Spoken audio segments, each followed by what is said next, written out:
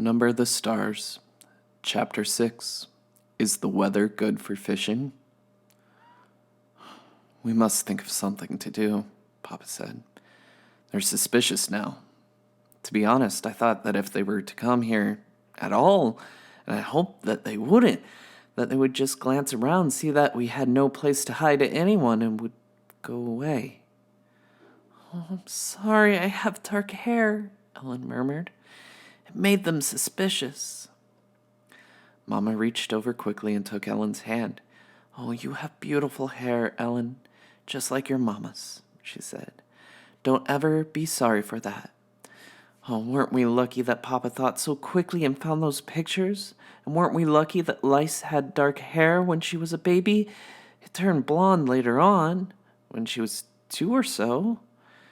In between, Papa added, she was bald for a while. Ellen and Marie both smiled tentatively. For a moment, their fear was eased. Tonight was the first time that Anne-Marie realized suddenly that Mama and Papa had spoken of Lice. The first time in 3 years. Outside, the sky was beginning to lighten. Mrs. Johansson went to the kitchen and began to make some tea. I've never been up so early before, Anne-Marie said. Ellen and I will probably fall asleep in school today. Papa rubbed his chin for a moment, thinking. I think we must not take the risk of sending you to school today, he said. Is it possible that they will look for the Jewish children in the schools? Not go to school? Ellen asked in amazement. Oh, my parents have always told me that education is the most important thing. Whatever happens, I must get an education. This will only be a vacation, Ellen. For now, your safety is the most important thing. I'm sure your parents would agree. Ing? Papa called Mama in the kitchen, and she came to the doorway with a teacup in her hand and a questioning look on her face. Yes? We must take the girls to Henrik's. You remember what Peter told us? I think today is the day to go to your brothers. Mrs. Johansson nodded. I think you are right. But I will take them. You must stay here. Stay here and let you go alone?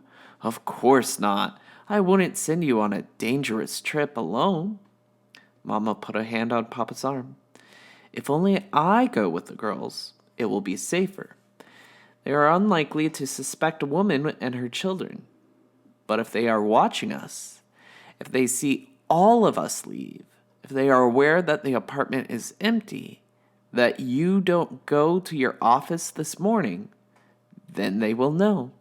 Then it will be dangerous. I'm not afraid to go alone. It was very seldom that Mama disagreed with Papa. Anne-Marie watched his face and knew that he was struggling with this decision. Finally, he nodded, reluctantly. I will pack some things, Mama said. What time is it? Papa looked at his watch. Almost 5, he said. Henrik will still be there. He leaves around 5. Why don't you call him? Papa went to the telephone. Ellen looked puzzled. Who's Henrik? Where does he go at 5 in the morning? She asked. Anne-Marie laughed. Oh, he's my uncle, my mother's brother, and he's a fisherman. They leave very early, all the fishermen, each morning. Their boats go out at sunrise. Oh, Ellen, she went on, you will love it there. It is where my grandparents lived, where Mama and Uncle Henrik grew up. It's so beautiful, right on the water. You can stand on the edge of the meadow and look across to Sweden. She listened while Papa spoke on the telephone to Uncle Henrik, telling him that Mama and the children were coming for a visit. Ellen had gone into the bathroom and closed the door. Mama was still in the kitchen, so only Anne-Marie was listening. It was a very puzzling conversation. So, Henrik, is the weather good for fishing? Papa asked cheerfully and listened briefly. Then he continued. I'm sending Ing to you with the children, and she will be bringing a carton of cigarettes. Yes, just one. he said after a moment. Anne-Marie couldn't hear Uncle Henrik's words, but there are a lot of cigarettes available in Copenhagen now, if you know where to look, he went on. And so there will be others coming to you as well, I'm sure. But it wasn't true.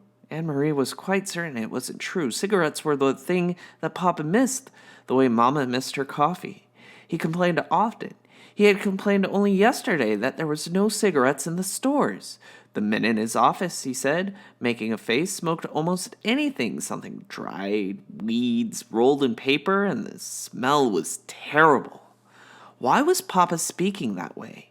Almost as if he were speaking in code. What was Mama really taking to Uncle Henrik?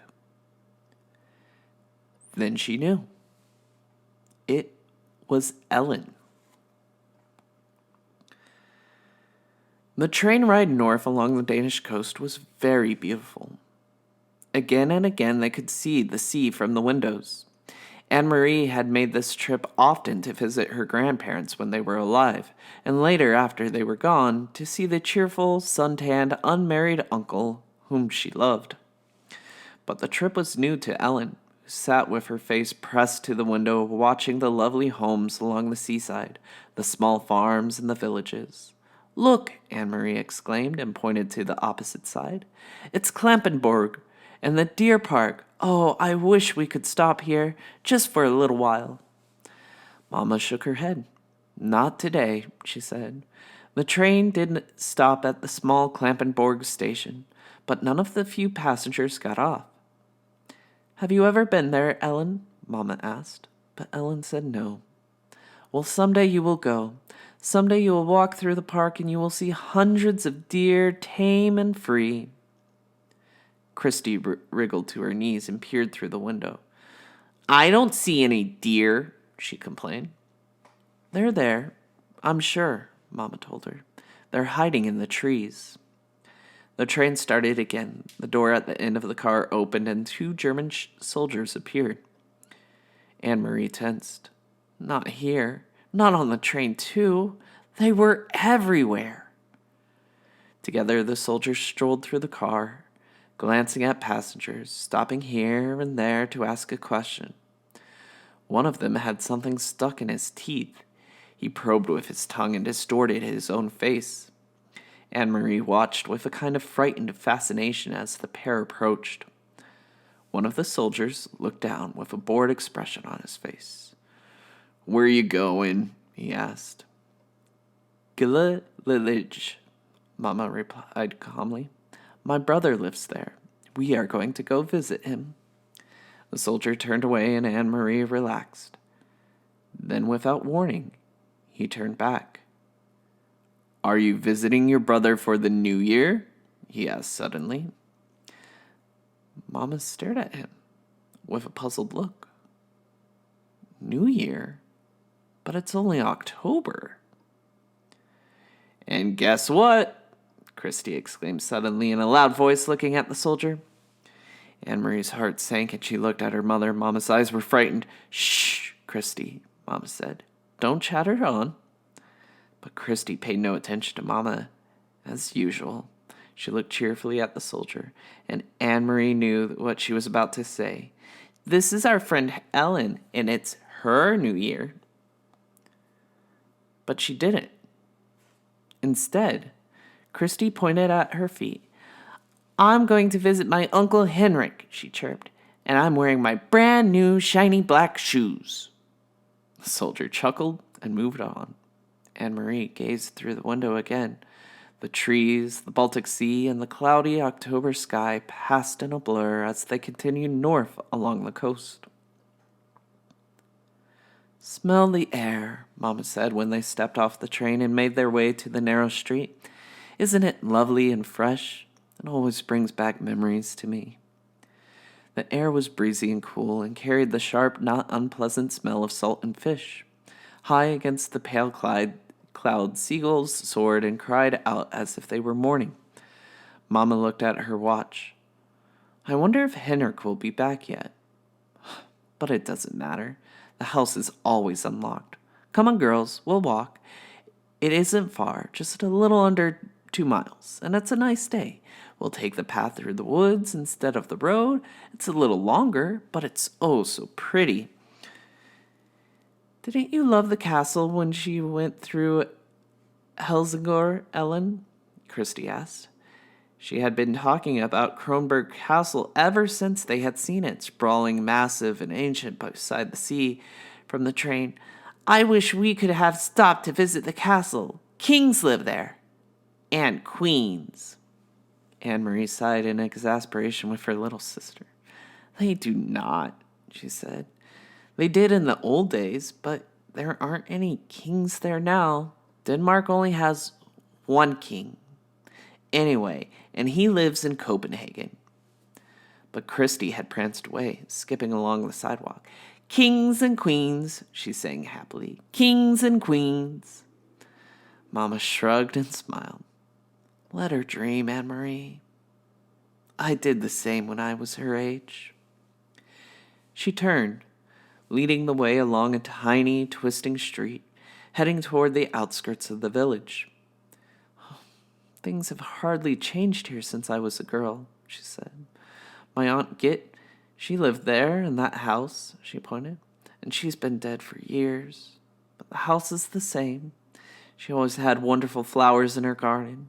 She peered over the low stone wall and looked at a few flowering bushes as they passed the house. Maybe they still do. But it's the wrong time of the year, or just those few chrysanthemums left. And see over there, she pointed again. My best friend, her name was Helena, lived in that house. Sometimes I used to spend the night with her, but more often she would come to my house on weekends. It was more fun to be in the country. My brother Henrik always teased us, though, she continued with a chuckle. He told us ghost stories and scared us half to death. The sidewalk ended and Mama turned onto a dirt path bordered by trees.